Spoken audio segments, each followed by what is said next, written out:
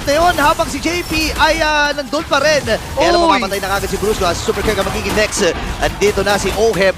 Binabaril-baril lamang yung mga miyembro dito ng Onyx Philippines. JP nag-aabang pa rin.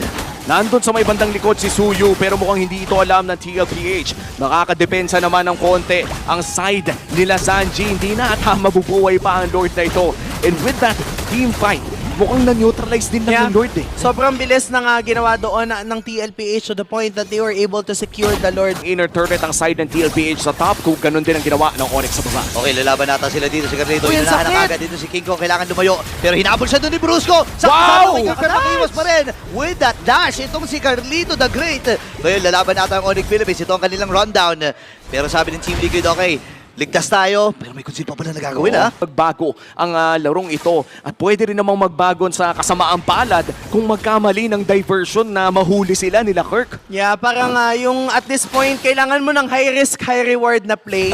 Kaya lang ang problema kapag yung risk nun, ay yung reward nun, hindi naging pabor sa'yo. Uy, yun ang conceal play, ha? Ngayon, umabante dito si JP. Kalahati agad yung buhay. Flicker rin nagamit agad dito ni Sanji.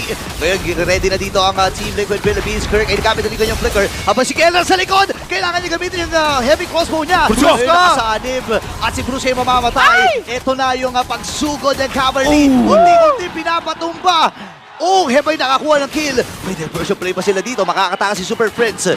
At pwede na sila mag-lord. Oo, 2-for-1 exchange. Nag-retribution however si Carl TZ against the Iritel. At si Oheb ngayon ang namumuno with the GPM, with the damage himself. The Filipino sniper going wild on this Granger as the Lord is taken down by Oheb himself. Ang nakakatawa doon ay tuloy Na ito at nagmamarcha na dun sa may bandang itaas. Ready din ang Team Liquid Philippines para umabante. Andun yung post. Ang sakit! Kalahati kagad yung buhay ni Super Friends. At dito na si Keller to the rescue pero hindi nila mapipigilan yung pagbasag. Nagtore dun sa may bandang itaas. Ngayon, gitna naman ang nagiging mata or minamata. Pero napakaganda din kasi pumesto ni Oheb ngayon. Yung aggressive ka pero hindi ka rin mapangit pumesto. Tsaka ang bilis kasi nung cooldown ng Rondo.